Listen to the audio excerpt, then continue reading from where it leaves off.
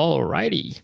Welcome everyone to our Amazon PPC 101 with Ritu Java from PPC Ninja. I've just completed my 5-6 week mastermind with Ritu, and I consider myself quite advanced, I guess. But I learned some really interesting things that I've since implemented in my own on my own Amazon account as well. So I'm very, very excited to have Ritu join us for this morning and tomorrow as well. So I'll hand it over to Ritu and she'll introduce herself. Hello, everyone. Hi. So my name is Ritu, Ritu Java, and I am chiming in from Vancouver, Canada. So this is 7 p.m. for me here, and I'm super excited to be here with you guys and just share, some of the wisdom and knowledge and all the stuff that I've kind of accumulated over the years advertising on Amazon, and would like to share those with you. And also towards the end, definitely want to keep lots of time for question and answers, because I know that there is a lot of material out there that you can always go and you can watch YouTube videos, you can listen to podcasts, you can read up. But I guess the most valuable thing is that one-on-one. And also I plan to give you a demo of the PPC Ninja software. Not exactly a very exhaustive demo, but to the extent that I can use it to explain certain concepts, or just to give you an idea of how using a software can actually help you. And so I will start sharing my screen in just a minute. But to explain the flow of my presentation today, basically I'm going to give you a very high level overview, or a 10,000 foot view of Amazon advertising in general, so that you kind of can appreciate the the focus that we're trying to bring in here. Although most people will look at PPC and have questions like, how do I reduce my ACOS, or how do I how do I discover new keywords, or how do I do keyword research? So all those things are super important as you go along. But I guess I just want to take you guys a step back so that you can look at PPC from a very high level first and try to understand how this whole PPC business actually works. And then we will dive a little bit in to some of the details of that. So with that said, I will share my screen and we will get started.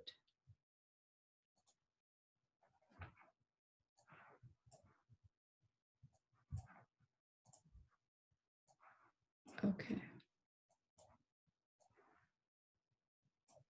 Okay, so let me hit present. Okay. All right, so yeah, so as I said, my name is Ritu Java, and I'm the CEO and co-founder of PPC Ninja.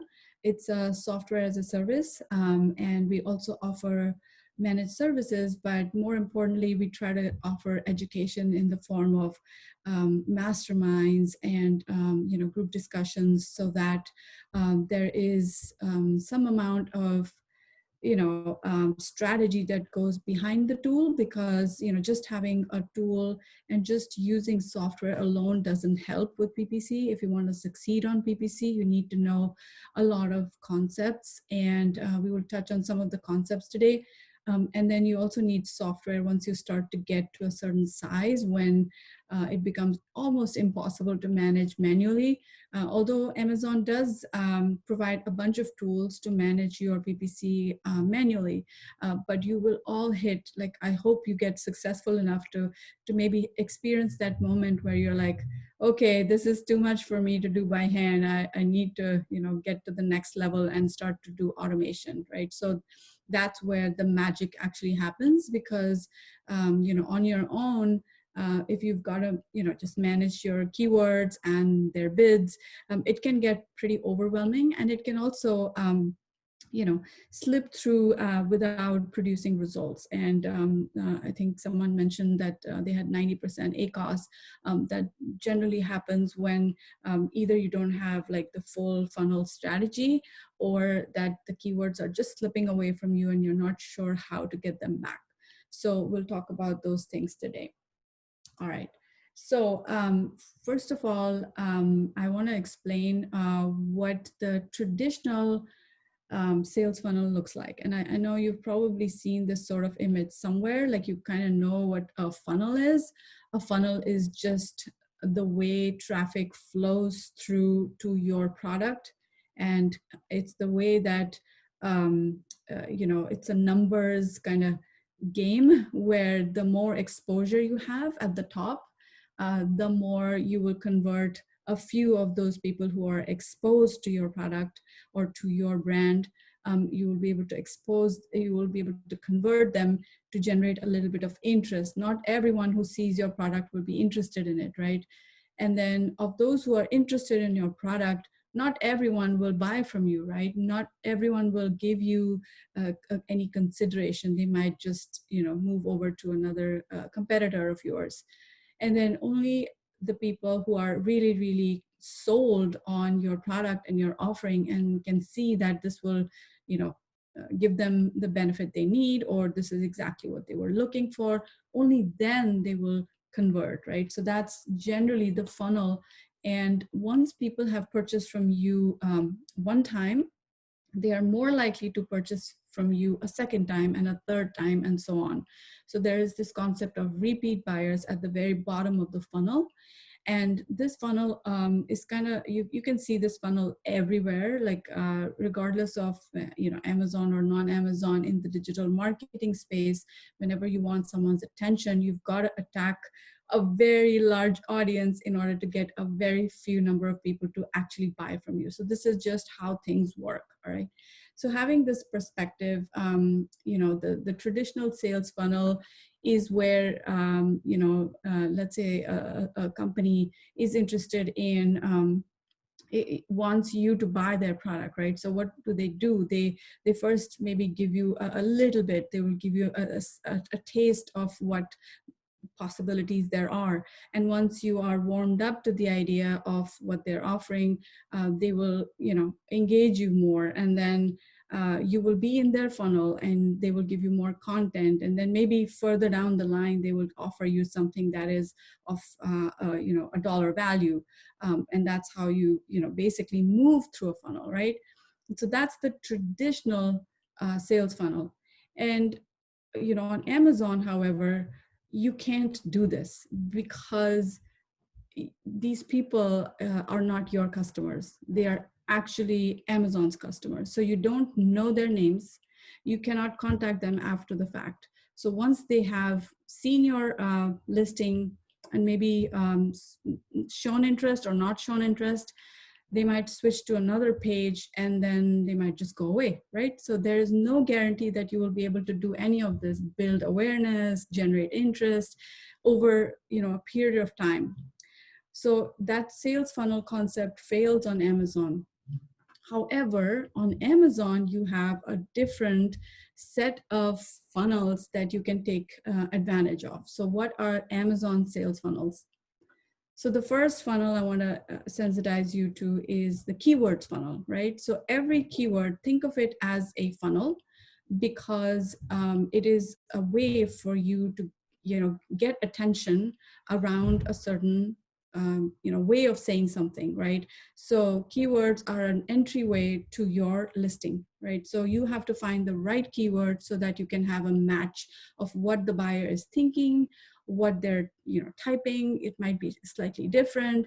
There are variations of them saying the same thing. They might say something is a garlic press, or they might call it a garlic mincer, or a garlic rocker, or a garlic slicer, or something, some other variation of that. So our job as advertisers on Amazon is to be aware of this funnel, of the keyword funnel, and make it as broad as possible so that we can capture every nuance of what people might be typing in that search bar and then bring them in, right? So that's how keywords act as funnels into your product. there are more funnels on Amazon. So there is something called a product funnel. Think of it this way: when someone is already visiting a competitor's page, right? Let's say you have the garlic press and someone else also has a garlic press, right, on Amazon. And your ideal customer, your ideal buyer is visiting their page and they're looking at their, their product details. If your ad shows up on that page, what happens? You're basically allowing them to be exposed to your brand, and you can then pull those people into your funnel, right? So that's the way you can use other people's products as funnels to lead them into your product list page, right? And then Amazon also provides a different way of giving you traffic, which is category targeting. So with category targeting, you can actually target the whole category. So let's say if you place an ad for the category of kitchen tools or kitchen utensils, then anyone who is interested in kitchen utensils in that moment, you are showing your ad on the whole category, and that can serve as a funnel to bring people into your listing, right? So this is the third way. And then the fourth way, generally speaking, everywhere in life, you have an opportunity to touch your customer and bring them into your funnel. And how is this possible? This is possible because Amazon provides us the tools to be able to get people off Amazon onto Amazon. So there is a certain type of ad called the sponsored display, which will show both on Amazon as well as on websites and anywhere that shoppers are present. So it could be they're watching CNN or BBC or wherever they are, and they might be shown an ad for an Amazon product, and they can get pulled into that funnel, right? So they could be anywhere in their lives, and they will be shown an ad, and they can be pulled into your funnel. So the idea is that you're meeting shoppers where they are in their journey, whatever they're doing, whether they're looking at another person's listing, whether they're doing some research on a recipe blog, or they're actually typing something in the search bar. Wherever they are in their journey, our job as advertisers is to intercept that moment and pull them in. Because why? Because we cannot do this, because we cannot pull them and take them along. We don't know them. They're gone after their first visit to our page, right? Does that make sense? So I was just wanting to sensitize you to the fact that there's opportunities everywhere, and it's as advertisers, it's our job to design our ads to speak to these opportunities. Does that make sense? Let me know if you have any questions about this funnel concept, because this is fundamental. It's like, if you can understand this and visualize all these funnels and grabbing people and traffic from different funnels, it will really help you to create the right type of ad and to actually take advantage of all the opportunity that there is there on Amazon. So at this moment, I'll just take a quick break to see if anyone has any question about this.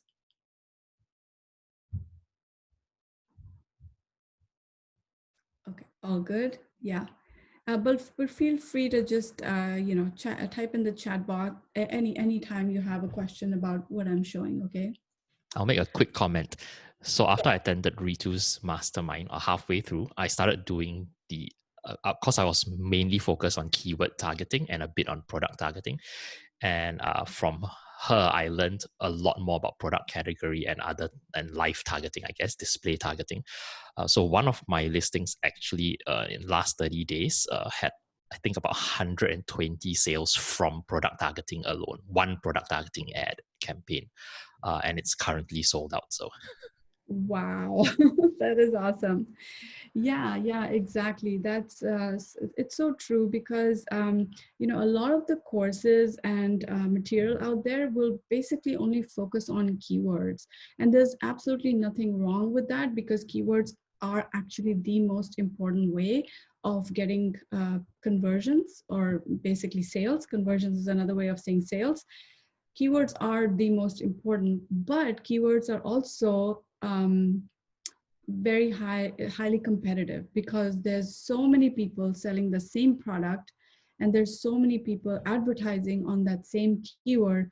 The cost just goes up and up and up. So your cost per click, for every click that you're advertising, your cost per clicks are going to be expensive as you go along. Especially today and tomorrow, where we have Prime Day, right? And cost per clicks are just crazy right now. It's absolutely crazy. So if you focus only on keywords, what's going to happen is that you will be paying only the expensive clicks. Whereas if you focus on everything, meaning you spread out your ad portfolio so that you cover all different ad types, there's a lot of low hanging fruit here. And by that, I mean that not everyone else is doing it right now. They will maybe in the future. Right now, they're not doing it. So this is your chance to bring your ACOS down by balancing. This is a balancing act of, taking advantage of what is working, and letting go of what is not working so great, right? So you basically spread yourself out. It's almost like if you guys understand the stock market, it's like diversifying your portfolio so that you don't put all your eggs in one basket, right? So all your eggs in one basket would mean you're only doing keyword ads, or just manual ads for keywords, or just auto campaigns, right? So if you just do those type of those types of ads, then you might be missing out, and you might be having to pay a lot more than you need to in order to be successful on Amazon with PPC. So I want to share like 4 tips to kind of explode your PPC. Right now, I'm sure a lot of you are just starting out and maybe just getting into PPC, or you have some experience, right? So what I want to share here with you is just ways in which you can use PPC to get more visibility on Amazon, and just explode it with the right strategies and the right mix of strategies. All right, so I'll just give you 4 tips. There's so many, but I'll just limit it to 4 today. So the first tip I have for you is kind of similar to what I just shared, which is you want to maximize your exposure with different ad types. So at this point, Amazon is offering at least 18 different ad types, right? So 18 different ways in which you can run ads, and these ads will show up in different placements. What is a placement? A placement is a place on the Amazon ecosystem where these ads will show up. So every ad type will have a certain type of placement that they are going to show up on. So having multiple ad types will give you exposure to multiple placements on Amazon. So for example, the search results page, the thing right after someone types in something in the search bar, and they get the search results page, right? The search results page has many placements. It has a banner placement right up at the top. It has the top of search, which is whatever you see above the fold, which means whatever fits on the screen that is above the fold. Those 4 placements on the top, those could all be ads, right? So that's called the top of search. Then you have rest of search, which means anything below that line and over to page 2, page 3, page 4, right? That's called rest of search. And then you have other ad types on the detail page of your listing, right? You have sponsored products related to this ad. It's a carousel that shows below your listing, and it's basically called the product pages placement. So those are some examples, but there are so many more. There's the right rail, right under the buy box. Some ads even show up after people have purchased. Literally, they are about to hit confirm on their after the buy box. If you go ahead, you will still you will be shown sponsored brands or sponsored ads all the way till the final purchase is made. There's lots of distractions that happen. So you want to be close to this end of the sale so that you can get the sale for cheap. Why? Because if someone is already convinced that they want to buy a garlic press, there is no more convincing to be done, and your ad is shown on that garlic press, another garlic press, then you know that the traffic that is coming to your listing is highly qualified. They've already been cleared, they're pre-qualified, that they're already interested in a garlic press that is similar to yours, and you know, it kind of gets you the sale faster than if they were just doing a research, generally, what do I need for my kitchen type of thing, right? So it's called closer to the bottom of the funnel. So if you maximize your exposure with ad types, you will see really good results overall, right? So maybe one ad type may not work so great, but overall you will be able to do great. So, and the second point I want to share, yeah, okay. So the second point I want to share is you want to proactively remove barriers to entry. So what are barriers to entry? Barriers to entry basically means other distractions. So let's say you know, someone typed garlic press and your garlic press showed up. It was one of the four. There's 4 ads that show up on the top. Why should someone pick yours and not somebody else's? There are many barriers to entry. You know, someone makes it easy for a shopper to click on their ad and go into their page, whereas some people's ads don't look that great, maybe because the main image doesn't look great, or the offer isn't so great. Also, the keywords aren't great, because the keywords that brought the ad to visibility, it may not be the keyword that they typed. And so there's a disconnect. And so that's a barrier to entry. It's a friction, right? It's kind of friction. So when you proactively remove barriers to entry, you mean making it easy, making it super easy for people to say, okay, yeah, that's what I want. And then they click into your ad. So we'll talk about some of those examples. So the third tip I have, actually, let me at this point take a break and show you one example from Pepsi and from Coca-Cola. So I will show you this page from Coca-Cola. All right. So in the search results page, I typed Coca-Cola, and I see this ad up at the top. It says, try the new and improved Coca-Cola Zero. But then look what I'm seeing here. I'm not seeing any Coca-Cola. I'm seeing Pepsi. I'm seeing Pepsi ad, Pepsi ad. See this? It is sponsored, sponsored. This is some other Soda Stream, Perrier, pink grapefruit. So none of this is Coca-Cola. So these 4 placements right up at the top, these are, you know, sponsored ads, right? If you scroll down, then the organic listings start, right? So the organic listings for Coca-Cola obviously show Coca-Cola, but guess what? They have so many barriers to entry. You know, it's so hard for someone who typed Coca-Cola to get Coca-Cola. They're seeing other stuff, not Coca-Cola, right? So that's what is meant by barriers to entry. Now let's look at Pepsi on the other hand. Pepsi is doing a great job. When I type Pepsi here, I see the ad for Pepsi. I see this really nice ad for Pepsi. And I also see 4 more ads for Pepsi. Ad, ad, ad, ad. 4 ads, all by Pepsi, for Pepsi. And then I scroll down, I see 4 organic listings for Pepsi. And then I see another ad for Pepsi. This is a sponsored brand video ad. It's one of the latest ones that is doing really, really well. So on this page, do you think anyone will get distracted? They won't. They will just go for what they wanted, right? No distraction from Coca-Cola, no distraction from anything else. They will simply go and buy one of these things and the sale will be complete. So that's our job as advertisers, to design our placements and design the targeting so that people do not get a chance to get distracted on Amazon, which is actually, in my experience, it's a jungle of distractions. There are distractions everywhere for shoppers. Everywhere they can be taken away from your funnel to their funnel. All right. So that was the second point, right? Proactively remove barriers to entry, maybe by targeting your own product with your own, you know, other ads. So that's the way to do it.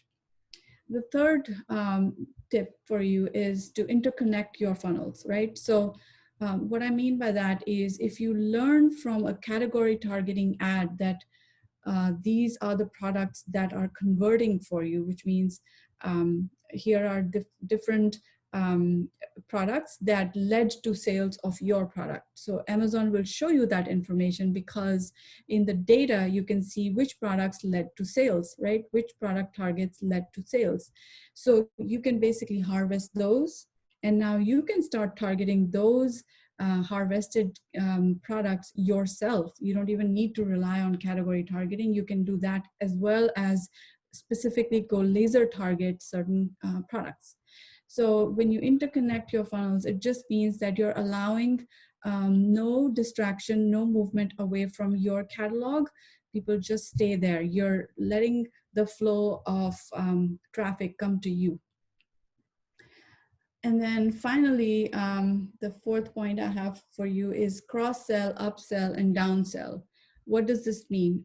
So in general marketing terms, a cross-sell is when you're offering product A, and it might go well with product B, and both are from your own catalog, right? So if you want to bundle it, or you want to make it so people can make easy choices, you basically show them side by side, right? So I'll give you an example of what I mean by side by side.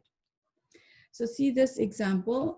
So this is a very popular brand. You guys might know about it. So this is Maybelline. Maybelline is using the A+ module for comparison table, right? So this comparison table, it shows 4 products of Maybelline, and each product has a slightly different variation. This has some sort of brush. This is a different type of brush, a curved brush, hairy brush, thin brush. So they have given a comparison table, basically making it easy for people to buy from within the same catalog, right? So how do you achieve this through ads? The way to achieve this effect, even though this is an A+ content, which is, if you're brand registered, you will get access to A+ content, which makes your pages really rich in HTML rich, and gives you an opportunity to really use good imagery, a lot of explanation. Everything can be done with A+ content. So to achieve this kind of effect with ads, here is an example. So this is one watch, tick watch. So if you look at this page, just below the product bullet points, right, there is an ad here.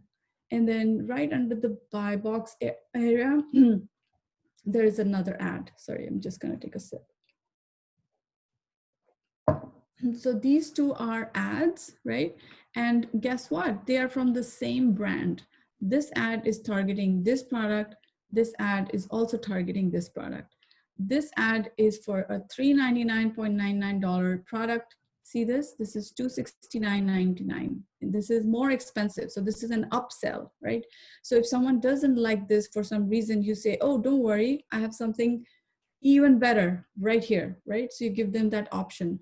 Or look at this. This is, again, another kind of upsell, $376. But you could also use this for cheaper products. So let's say if this is too expensive, you can show them something that is cheaper, and then they will stay with you. Otherwise, imagine if they're shown an ad of a competitor, they will just go away. They will leave your funnel and go to another person's funnel, right? So this whole concept is to keep them close, letting them be exposed to your brand and your brand alone, and convert in as many places as you possibly can. So that's the way to achieve explosive growth with PPC. Any questions till this point? So in the example of Tick Watch, what kind of ads were those? Yeah, so these two are sponsored display ads. And this one here, which is at the bottom of the page, these are sponsored product ads for product targeting. So you can basically target products in these different ways. You can use either a sponsored display type, which gives you really good placement under the bullet points or right rail, or you could use product targeting under sponsored product ads, which gives you kind of okay placement. I'll show you live what it looks like. If I go into Pepsi, if I go into one of these, so if you scroll down on the detail page, you will see sponsored products related to this item. This is a sponsored product ad of the type product targeting. So this is way down, right? But this placement here under the bullet points is way more powerful because it's closer to where people are reading the description. And that's where if you show your ad, it's timely, right? It gives, it makes more sense for someone to just click away if your offer is really good. So sponsored display ads are actually really, really good for converting, you know, bottom of funnel traffic. All right, so okay, cool. So then let's then get into some, you know, some discussion about the PPC Ninja software. And what I want to share here with you is that all that I just shared up until this point was basically strategy, right? You have to have a strategy that is diversified. You have to have a strategy where you design the placement of your ads in a way that you get all the traffic and cheap, right? In a way that you don't blow through your budget and you do it wisely, right? So you need strategy to come up with the right things to do. But you also need software, because once you place the ad, the main you know the main work actually starts after that because you have an ad and then you have to keep watching it. You have to watch it, you have to adapt to it, you have to read the data, and you have to be responsive to that data. And so I want to here, I really like the example of how massive companies who have achieved lots of success with advertising, they have always used like big media, like maybe television or radio, right? They have spent hundreds and thousands of dollars, millions of dollars just to get eyeballs, right? Just to get people to look at their ad. And then maybe somewhere in the future, there might be some brand recall, which means that someone will remember that they saw a very cool ad somewhere, on a bus or on a billboard. Or so imagine how much effort it takes to be top of mind in someone's memory, right? That they have to be able to see your ad, they have to be impressed by it, then they have to remember it when the time comes to buy.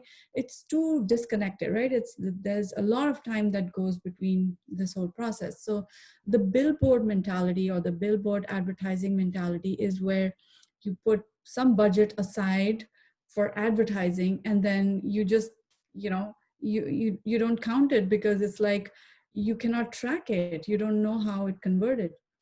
But on Amazon, we get data in 48 hours, right? 24 hours even. You start seeing clicks, you see impressions right away. You see how many people have seen your ad, you see clicks right away. And then within a few hours, you see sales, right? So you get data that these big companies never used to get in the past. So we're living in a very, very fortunate age where advertising is so much better, so much easier. So what do you do with this data, right? There's so much data that Amazon throws at you. What do you do with that data? You basically learn what people need, and you react to that, you respond to that by giving them more of what they want and less of what they don't want, right? So if let's say you've decided in your mind that something is called a garlic mincer, but the whole world is calling it garlic press, then why would you insist on that keyword and not the one that the data is showing that that's the one that's working, right? So that's how data is useful, because the data speaks. The data gives you confirmation of what you had assumed. And when that happens, when you can read the data smartly, you can basically you can do a lot of troubleshooting. You can say, okay, if my ads are not working, you can see where is the problem. Is the problem in impressions? Am I not getting enough impressions? Or is the problem in clicks? Am I not getting enough clicks? Or is it that I'm getting enough clicks, but people are not buying? So then all three of these pieces of data they point to different things. It's not just saying, okay, I have very high ACOS. That's not the right approach. The right approach is, where is the problem? Is it the problem that your click-through rate is poor, or is it the problem that your conversion rate is poor? So sooner or later, you will realize that you actually need a system to read the data and react to it in a way that you don't bleed your money, and that you find those gems that are hidden in your data and focus on those, right? So that's where software comes in, because software gives you the ability to read your data way better than your intuition can, or just general wisdom can. So at this point, I want to maybe show you a little bit about how PPC Ninja software can help you with understanding your data, reading your data, and being able to respond to that data fast. So the first thing that PPC Ninja can do for you is automatic keyword discovery. What is this? This is basically all the data that Amazon gives you about buyer searches. So buyer type this, and your keyword was this, and we matched the two, and this is what resulted after that. We got a click or we got a sale. So when you have a click or a sale, you can discover new keywords from your own data. And that's the automatic keyword discovery feature that we have within PPC Ninja. So without spending a ton of time, you can see which keywords converted, because then you can use those keywords to actually start bidding on them. And why would you bid on a keyword that we have discovered? Because that's the proof that this keyword is a good keyword. And so now, by actually placing money on it, you're increasing your chances of higher conversions or higher number of sales. Whereas if you just are random about just placing an ad and letting Amazon do its thing, you may not be efficient, or you may not be fully optimized in your handling of the ad dollars, right? You've got to make them work. You got to make them last a long time. The second thing that PPC Ninja software can help you with is your bid recommendations based on target ACOS. Now that's a mouthful, it's a lot.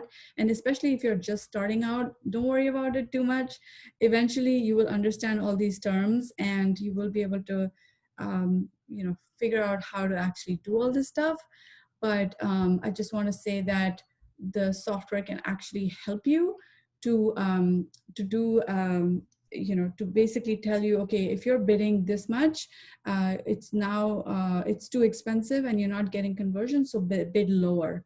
Or if you're bidding this much and you're getting really good conversions, then you increase your bid by this much. So that's the job of a bid recommendation engine, which is what we actually provide at PPC Ninja. Another interesting problem that we've seen on Amazon is the problem of zero impressions. So, you might decide that, in your ad, you might decide you have 500 keywords, and you bid on them, right? You say, okay, every keyword you will assign 50 cents or 10, whatever cents you would assign. But you might notice that about 80% of those keywords never get any impressions. And that's the nature of the algorithm that Amazon has. Only the few keywords that showed initial movement, they continue to get more and more movement, whereas all the keywords that never got any impressions, they don't get any impressions going forward. So our software kind of helps you discover those zero impression keywords and helps you take them out, put them in their own separate campaign so that they can start to breathe again. They start to get the budget to perform again. Automatic search term report download. Okay, so now I guess for those of you who have some experience with Amazon PPC, you might have gone to Amazon reports and downloaded the search term report, which is one of the most important reports on Amazon.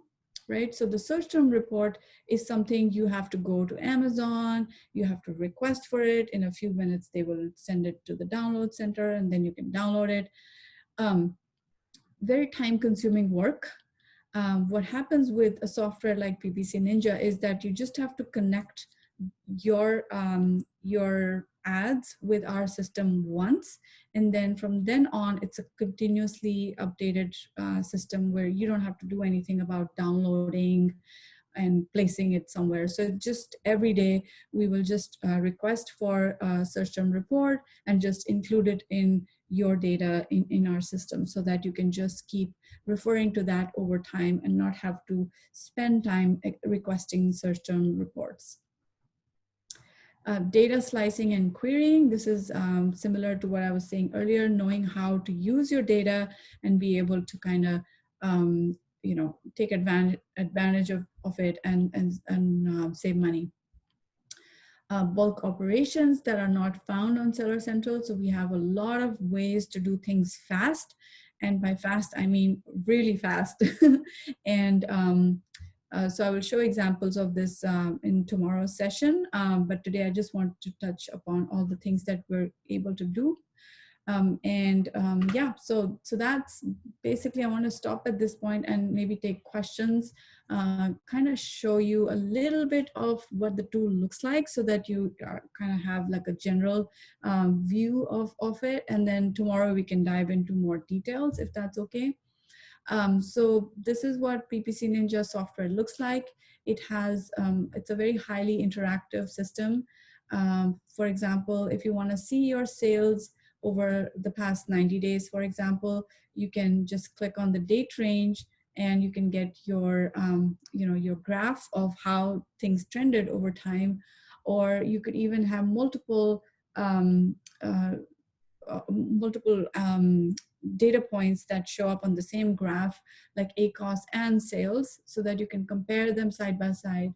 Or you can do conversion rate and let's say impressions or click-through rate. So you can plot multiple graphs on the same timeline and get like a very high level view of what's going on in your account.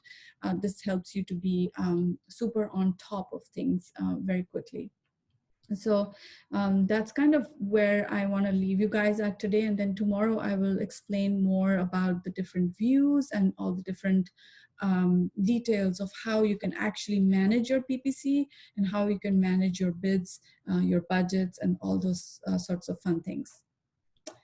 So does that make sense? At this point, I will just stop and I will take questions. All right. Does anybody have questions? You can unmute yourself and fire away, or you can type your question in the chat.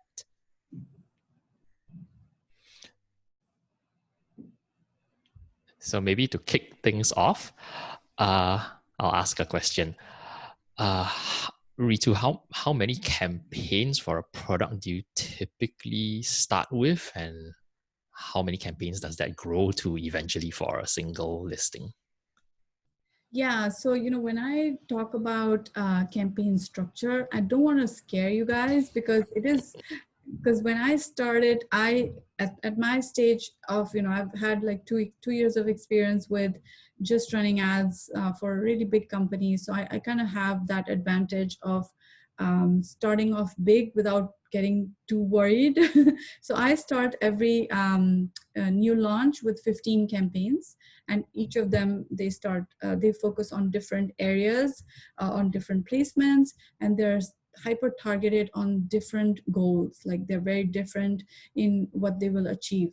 So I generally get people, when I start to explain it in the mastermind, if any of you are interested, then we will slowly build up to where you can launch 14 campaigns or 15 campaigns at one go.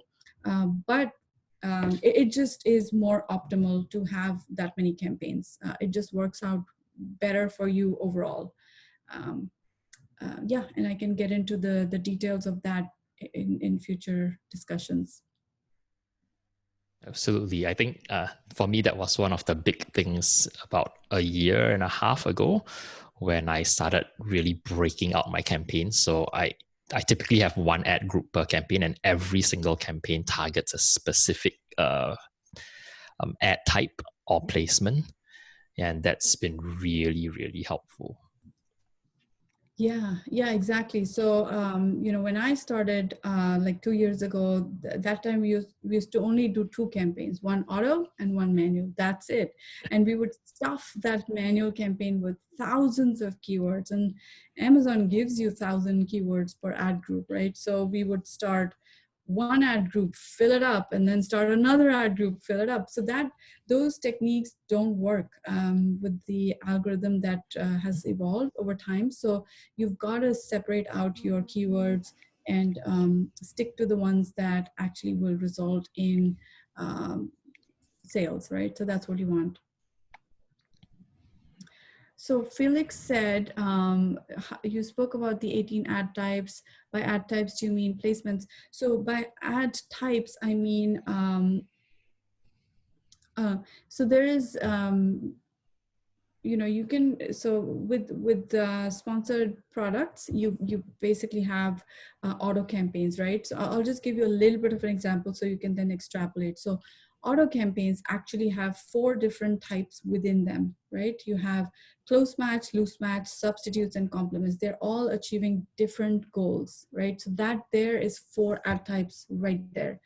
Then you have manual campaigns. Within manual campaigns, you can target keywords, you can target products, you can target categories, right? So that's 8. So like this, every ad type has multiple sub types that go and target different different goal. They have different goals, they have different placements, they're shown in different places, they're shown at different times even. So that's how the number adds up to 18. And I'm pretty sure it's more than that, but I just gave you the bare minimum. I think it's more than 18 for some accounts. So I think Kristen, Kristen says, how many keywords do you tend to use? 10, 15? Yeah, that's a great question. I tend to keep my keywords very limited per campaign. So, I mean, you could try with 10, you could try with 15. Just remember that there is a trade-off between complexity and granularity. So you might, get really kind of, actually, did I say that wrong? Maintenance and granularity. So you might get granular to the point of saying, okay, I'm just going to do 1 keyword per campaign, right? And you might say, I'll create 15 campaigns with 1 keyword each. That's, people do it. That is a very valid strategy because you want to be hyper targeted. But then look at the maintenance overhead that goes with that. It's a lot, right? You have so many campaigns to manage, so many different ones. So I would say I would be hesitant to say whether 10 per campaign is good or 15 keywords per campaign is good. I would just say, based on your specific situation, try to find your balance. Because in my case, I run accounts that have millions of dollars. And if I were to do that, it would be all my day and all my night, and I wouldn't be able to finish managing it. So there's a trade-off, and you need to find your balance there. But yeah, 10 or 15 is good if you can afford to spend the time in creating those campaigns. Someone asked, can you pull in organic sales or just PPC? Yes, it is only PPC. Our software will only pull PPC sales. We don't pull organic because organic is associated with the MWS API, which is the API that gives you data about orders and things like that. So we don't connect with that because of intentional reasons. We don't want to use that API because it is very limiting. There's the limitation comes when there is, if you guys are familiar with GDPR, there's personally identifiable information that Amazon wants to limit more and more. So they will not give us data more than 90 days back. They will ask us to drop data from 90 days and before 90 days. So we didn't want to get into that complexity. So we've stayed away from that. And that's why we don't have organic data. But ad data, yes, we pull it in automatically. I'm seeing some more questions.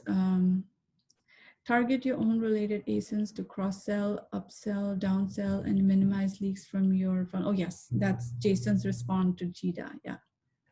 Felix has a question at the bottom of the chat. Yes, I will see the question. Okay, how much control do we have over where the ads are placed?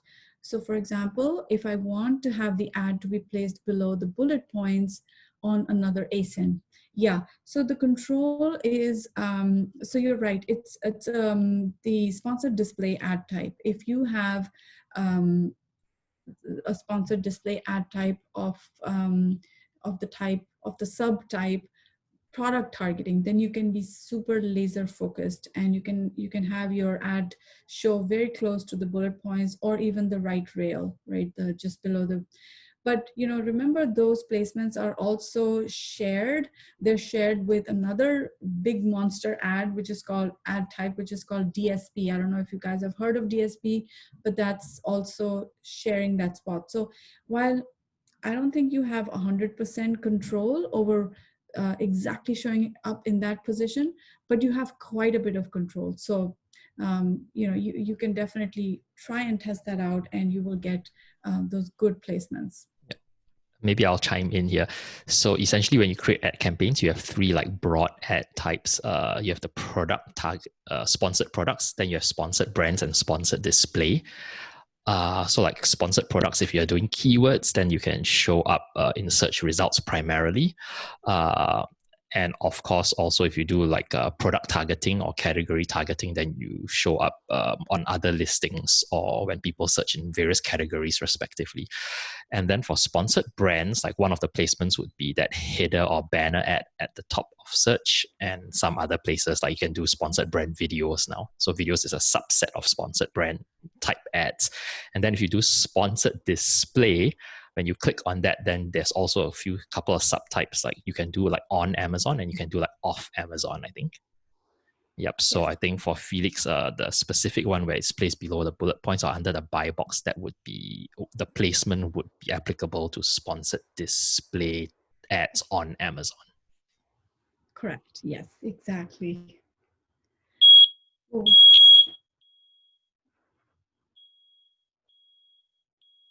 Fire alarm.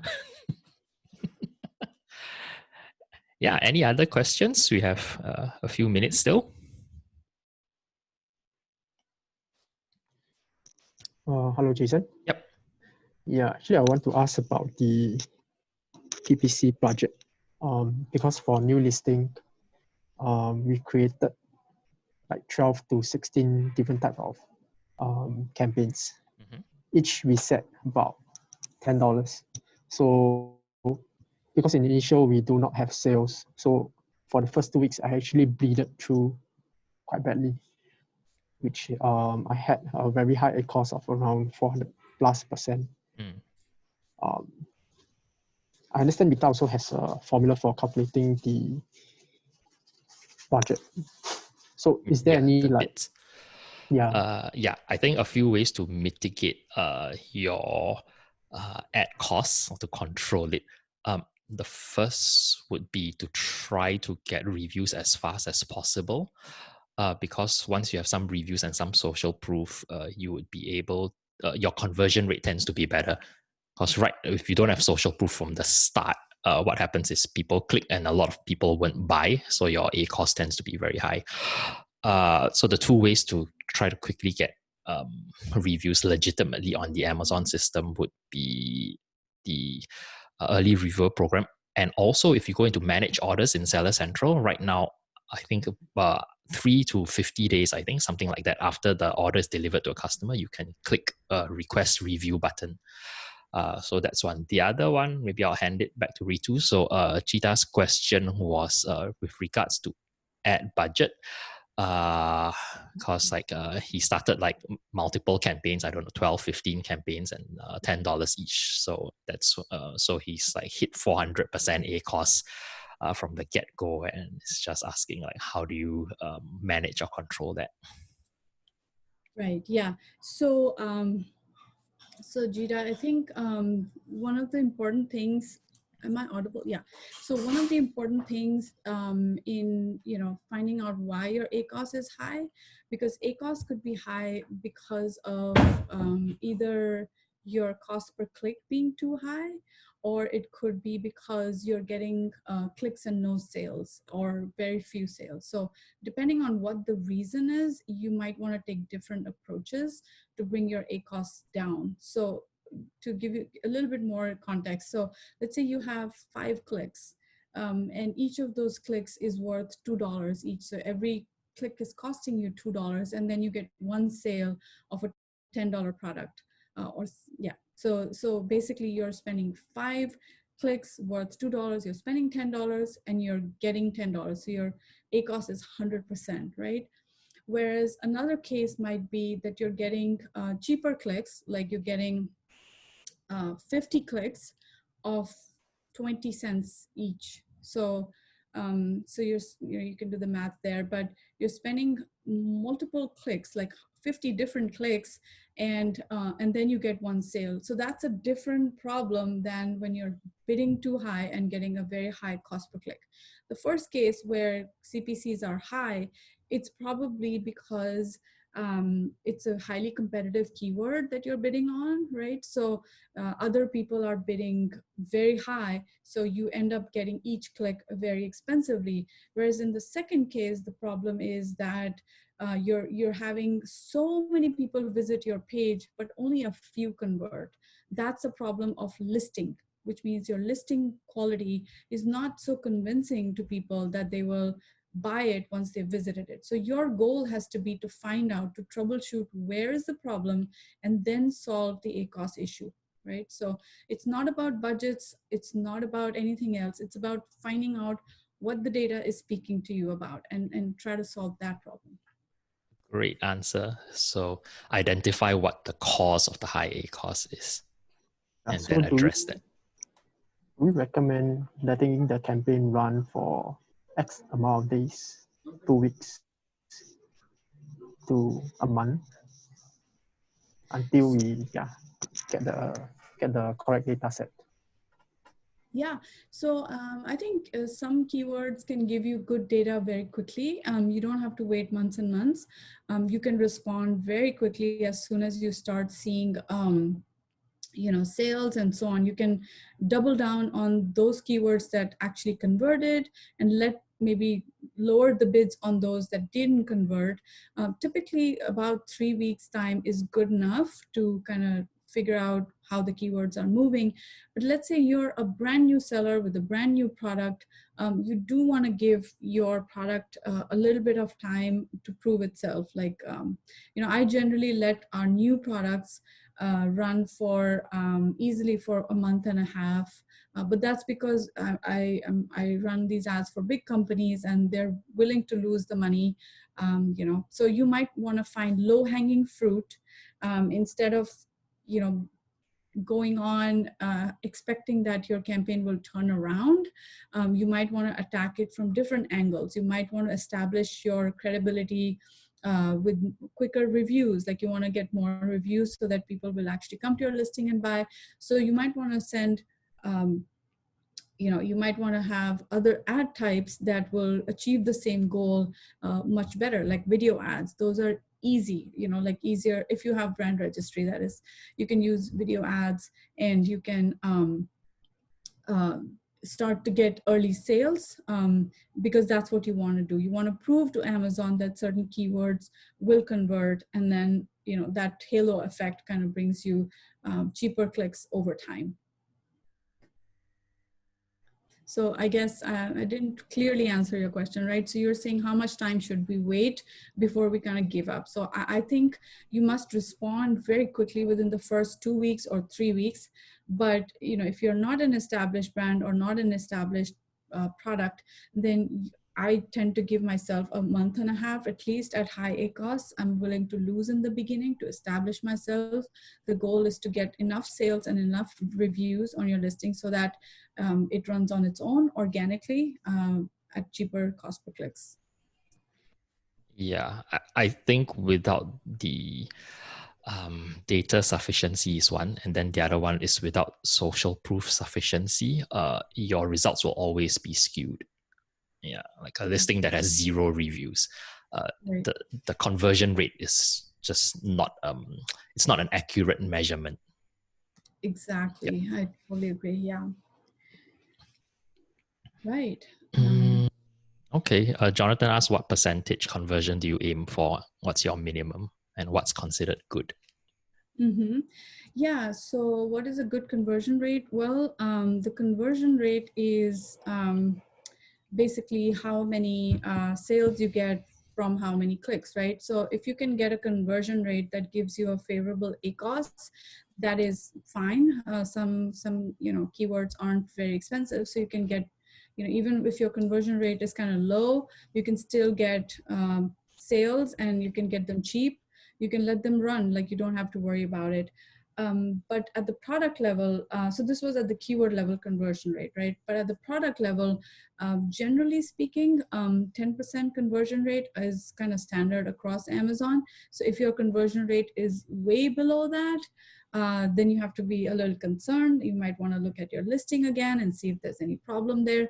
Or if your conversion rate is high, that's great. So you can just basically keep throwing ad dollars at that listing, and it will churn, it will print money in a sense, right? So if you have a good conversion rate, then throw money at those keywords and throw money at those ads, because no matter what you do, it will convert.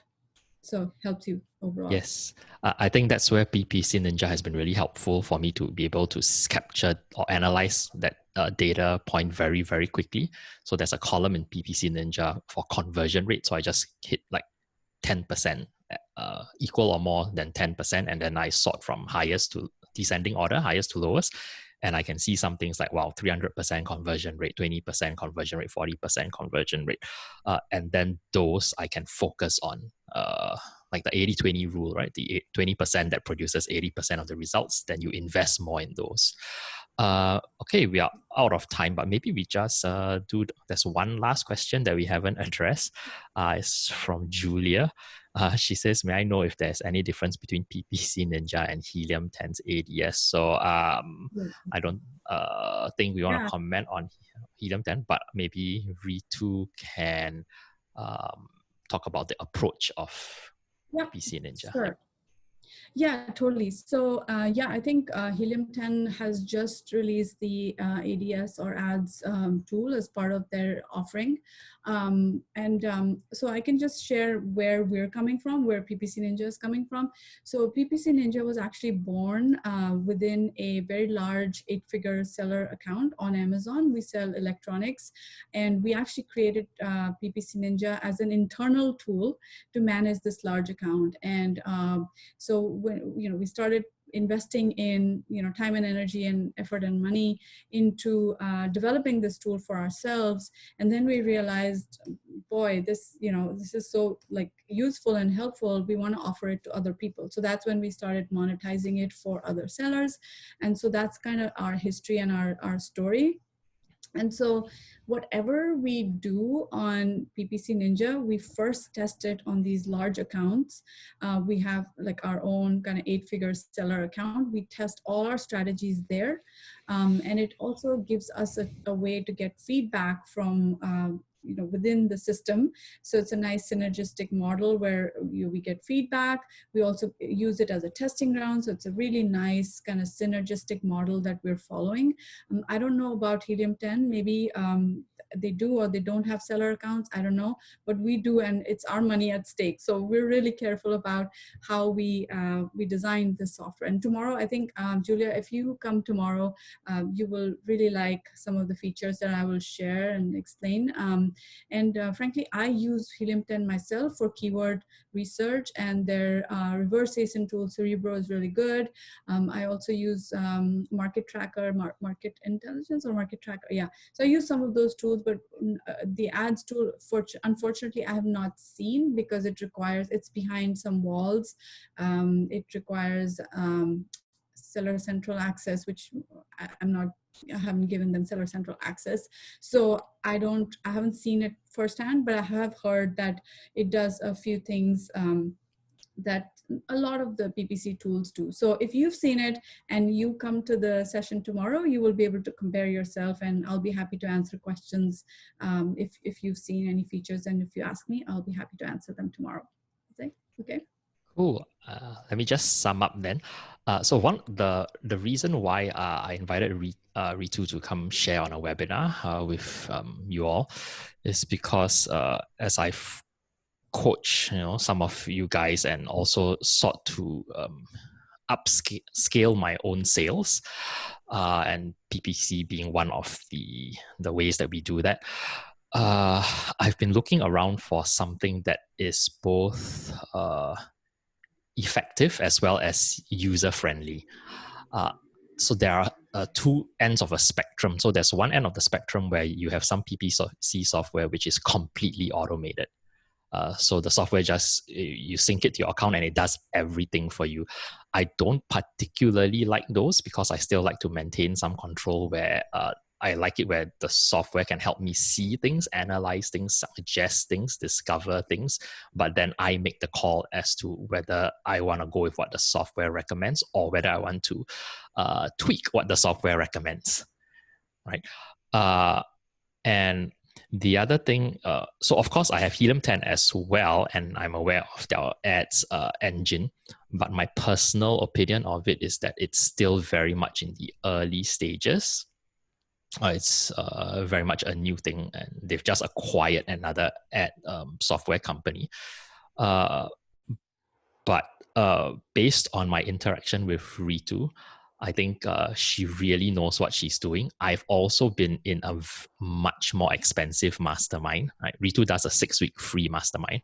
I'm also part of a very, very high cost mastermind for over a year now.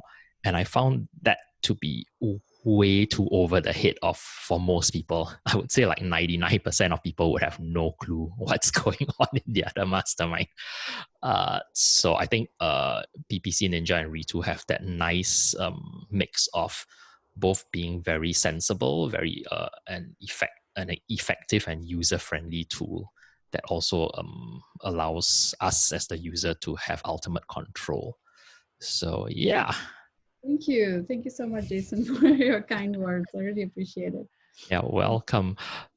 So, all right, we'll end here for today, and tomorrow we start at the same time, which is 10 a.m. in Singapore, Perth time, and whatever it is your time zone. We want to thank Ritu because she's in Canada, and yeah, we had to arrange a time which was she could make it as well. All right, thanks everyone, and I hope to see you guys tomorrow. If you want to find out more about PPC Ninja, do copy the comment that I've put in the chat there, or you can click on it now, because once we end the call, this chat will disappear, will self-destruct. All right, so I'll give you all like 10 seconds and to click or copy that if you want to, and see you tomorrow. Thank you.